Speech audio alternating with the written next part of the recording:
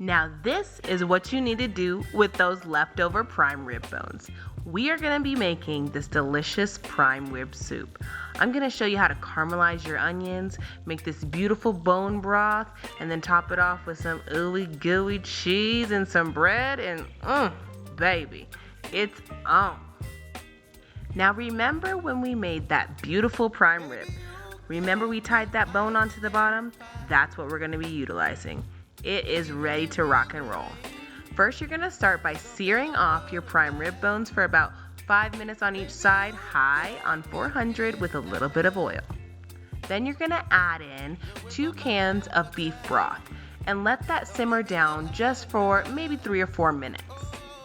Now, as usual, I love to use pepperoncini, so I went ahead and added about half of that jar of the juice, and then I'm going to add in about 4 or 5 pepperoncinis. It just gives this little nice spice and this little bite that you love at the end of the day.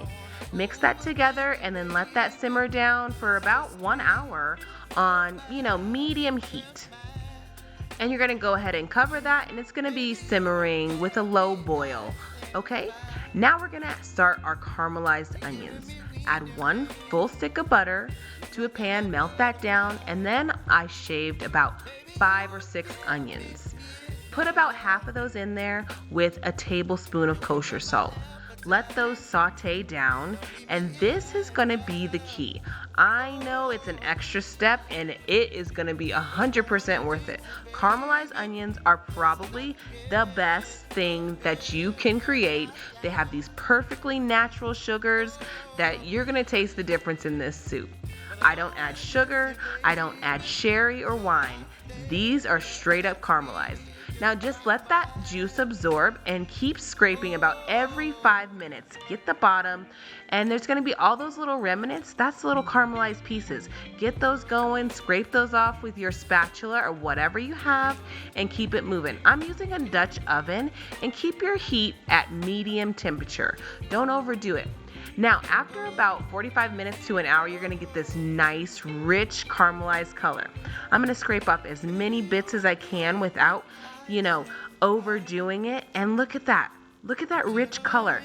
Those are the perfect caramelized onions that you're going to want. That takes about an hour to achieve, but I'm telling you, it is worth it 100%. Go ahead and add those caramelized onions right into that pot of your bone broth. That water should be boiling, and put all of them in there. Stir that around, give it a nice mix. Now the next piece to this puzzle is to add some more beef broth. I love to use this Kettle and Fire. It is maybe $1 or $2 more than the other beef broth that you will use, but it is worth it. It has a great flavor to it. Now I'm going to add in the same flavors that were already seasoned on my prime rib from earlier: rosemary, thyme, fresh cracked black pepper. Then a little bit of Worcestershire sauce, just about a tablespoon, maybe a little less, just depending on how rich it tastes. All right, mix that down and let that cook for another 30 minutes, and then you're going to serve it into your bowls. This is so delicious. I put about 3 ladles in each soup bowl. Probably not enough, but I just want to make sure that everybody gets a nice taste. Top it off with a nice baguette that's nice and warm, and I use Provolone. And now, if you have any extra meat left over, or you want to use that rib bone that you can scrape some of that meat off there, put it on top so that you don't overcook that meat, putting it in the soup. You're going to put it on top, and when it broils off in the oven, that's when it's going to get that nice warm and nice extra little cook. I topped it off with some Gruyere cheese, and these bad boys are going in the oven under the broiler for about 5 to 10 minutes, and they came out so delicious. I mean, they're raving over this recipe. I hope that you try it. It's the perfect time. Don't waste those bones. Subscribe and like, and I'll see you next time. And as always, it's good, baby.